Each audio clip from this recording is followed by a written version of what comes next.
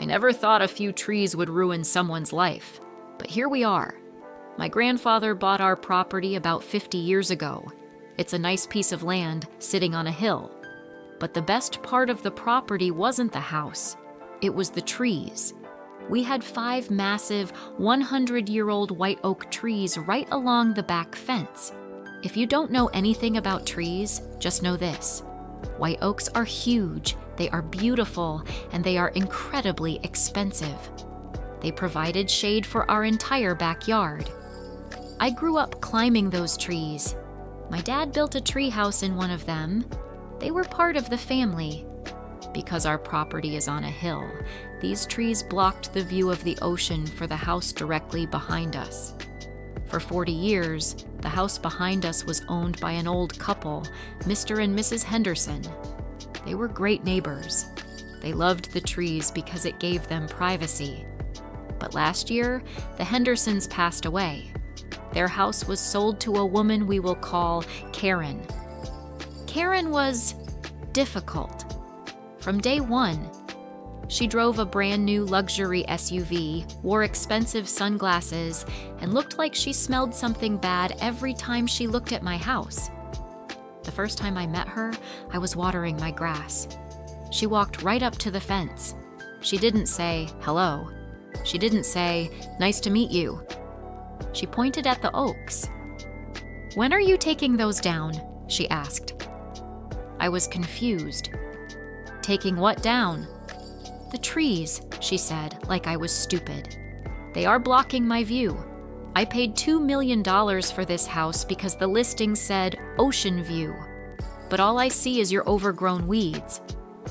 I laughed a little. "Ma'am, those are 100-year-old oak trees.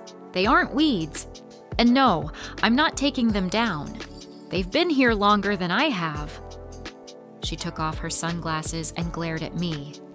"You don't understand. I want to see the water. If you don't cut them down, I will sue you for blocking my view." I went inside and did some research. I checked the local laws. In our town, there is no such thing as a guaranteed view. You buy the house as it is. If there are trees, there are trees. She had zero legal ground to stand on. I told her this the next day. "I checked the laws. The trees stay. Please don't ask me again." She didn't say anything. She just smiled. A really creepy, cold smile. "Fine," she said. "Have it your way." I thought that was the end of it. I was so wrong. 2 months later, my wife and I planned a trip to visit her parents. We were going to be gone for 3 days, Friday, Saturday, Sunday. We left early Friday morning. Everything was normal. The trees were standing tall, waving in the wind. We had a great weekend. We drove back on Sunday evening. As we turned onto our street, I got a weird feeling. The sun was setting, and the light looked different. Usually, our street is shady because of the big oaks, but today, the street was bright orange from the sunset. My stomach dropped. I pulled into the driveway. My wife gasped. "Oh my God!" The sky was empty. All 5 white oaks were gone. Not just cut down. Gone. Nothing but stumps remained. The yard was a mess of sawdust and wood chips.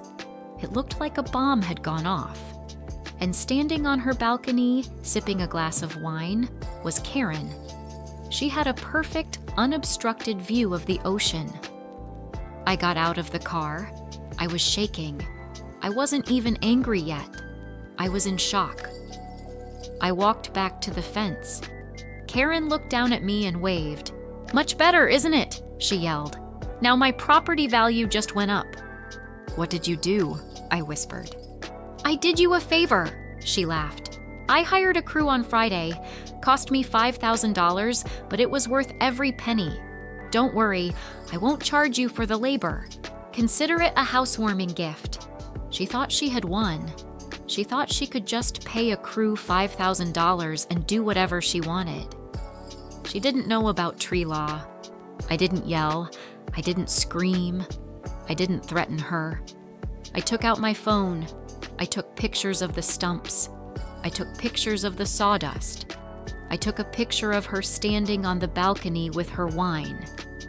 Then I went inside and called the police to file a report for trespassing and destruction of property. The police arrived about 20 minutes later. The officer looked at the stumps. He looked at the massive size of them. "These were big trees," the officer said. "Yes, sir," I said. "Over 100 years old." The officer went to Karen's door. She answered, looking annoyed. "Is there a problem, officer?" she asked. "Did you authorize the removal of these trees?" he asked. "Yes," she said proudly. "They were an eyesore. I improved the neighborhood." "Ma'am, those trees were on your neighbor's property. That is a felony destruction of property." Karen rolled her eyes. "Oh, please. It's just wood. I'll pay for some saplings to replace them. What do they cost? $50 each? Here, let me get my checkbook." The officer shook his head. "I don't think a check is going to cover this, ma'am. I'm writing a report. You'll be hearing from the court." Karen slammed the door in his face. The next morning, I called an arborist. An arborist is a tree doctor, expert. But not just any arborist. I hired a forensic arborist. These are guys who specialize in calculating the value of trees for lawsuits. He came out to the property. He measured the stumps. He looked at old photos of the trees to see how healthy they were. He spent 3 hours doing math in his notebook. At the end, he walked over to me. He looked serious. "Do you want the good news or the bad news?" he asked. "Give me the number," I said. He showed me the paper. To replace 5 mature white oaks of this size, you can't just plant seeds. You have to truck in mature trees, which is almost impossible. The replacement value for trees of this age and health is roughly $30,000 per tree. I did the math. $150,000. "But wait," the arborist said. "There is a local law in this state regarding timber trespass. If the cutting was done intentionally, which she admitted to the police, the damages are trebled." "Trebled?" I asked. "Tripled," he smiled. "You aren't suing her for $150,000. You are suing her for $450,000, plus legal fees." I looked at Karen's house. She was on her balcony again, enjoying her ocean view. She had no idea she was staring at a $500,000 sunset. I hired the best property lawyer in the state. Let's call him Mr. Wolf. He wasn't cheap, but he told me he takes his fee out of the winnings. When I showed him the police report where Karen admitted to cutting the trees, and the arborist's report valuing the damage at nearly $500,000, Mr. Wolf actually started salivating. "This is a slam dunk," he said. "She admitted guilt to a police officer. She hired a licensed bonded crew, which means we have a paper trail. We aren't just going to sue her, we are going to ruin her." We filed the lawsuit the next week. I was in my kitchen when the process server arrived at Karen's house. A process server is the guy who hands you the legal papers saying, "You've been sued." I watched through the window.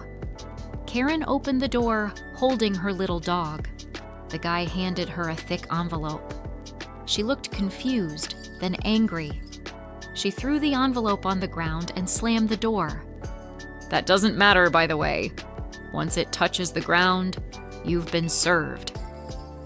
Visual cue, change to gameplay. Something repetitive like Subway Surfers or a racing game loop. Text on screen, the denial. About an hour later, there was a pounding on my front door. It was Karen, and she was purple with rage.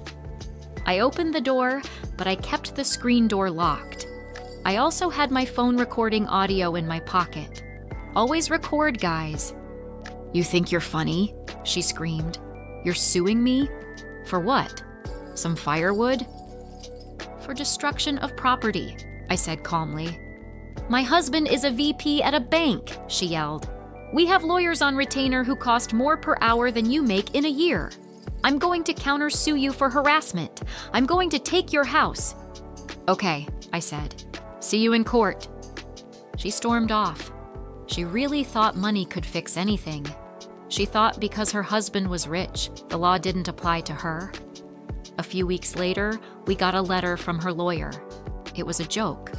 They offered me $5,000 to settle the matter and go away. Mr. Wolf called me laughing. "They didn't even read the arborist report," he said. "They think we're bluffing.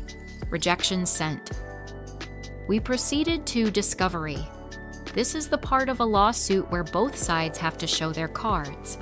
We sent over our evidence, the photos, the arborist's $150,000 valuation, and the state statute regarding treble damages, tripling the fines. The next day, her lawyer called my lawyer. He wasn't laughing anymore. He sounded terrified. "Is this valuation real?" he asked. "Yes," Mr. Wolf replied. "And since your client acted with malice by admitting she did it to improve her view, we are seeking the full triple amount, $450,000. Silence on the other end. We finally met for a deposition. This is where everyone sits in a room and answers questions under oath. Karen was there. Her husband was there. He looked tired. He looked like he had been yelling at her for a week straight. My lawyer, Mr. Wolf, started asking Karen questions. "Did you cut the trees?" "Yes." "Did you know they were on the neighbor's property?" "I thought the property line was fuzzy." "But did you ask for a survey?" "No." "Did you ask the neighbor for permission?" "No." "Did he tell you specifically not to cut them?" "Yes." Karen's lawyer put his head in his hands. She had just confessed to everything on record. Then, Mr. Wolf dropped the hammer. "Since you knowingly destroyed property valued at $150,000, are you aware that under State Law Code 452, you are liable for 3 times the damages?" Karen scoffed. "I don't have $500,000 lying around." Her husband stood up. "Wait, did you say $500,000? "Yes," Mr. Wolf said, "plus legal fees, plus the cost of removing the stumps and soil rehabilitation. We are estimating the total judgment will be around $520,000. The husband turned to Karen. His face was red. "You told me it was a $5,000 fine. You told me you handled it." I thought," Karen stammered. $500,000, Karen. That's our retirement. That's the equity in the house." The meeting ended shortly after. They didn't want to go to trial. If a jury saw Karen's attitude, they might have added punitive damages on top. They wanted to settle. We settled for $480,000. They didn't have the cash. Their wealth was all tied up in cars and the house. They had to take out a second mortgage on their brand new Ocean View home to pay me. But the monthly payments on that second mortgage were too high. Her husband's salary couldn't cover the original mortgage plus the new Karen tax. 3 months later, a for sale sign went up in their yard. They had to sell the house. They had lived there for less than a year. The best part? Because the housing market had dipped slightly, and because they had stripped the property of the beautiful mature trees, which lowers curb appeal, they sold the house for a loss. I watched the moving trucks pack up their stuff. Karen didn't look at me this time. She just got in her car and drove away. I took the $480,000. I paid my lawyer. I had about $320,000 left over. I used some of the money to plant a new row of trees. They are small now, baby green giant arborvitae. They grow fast. In about 5 years, they will be tall enough to block the view again. And the rest of the money? I paid off my own mortgage. Karen wanted an ocean view. Instead, she bought me a free house.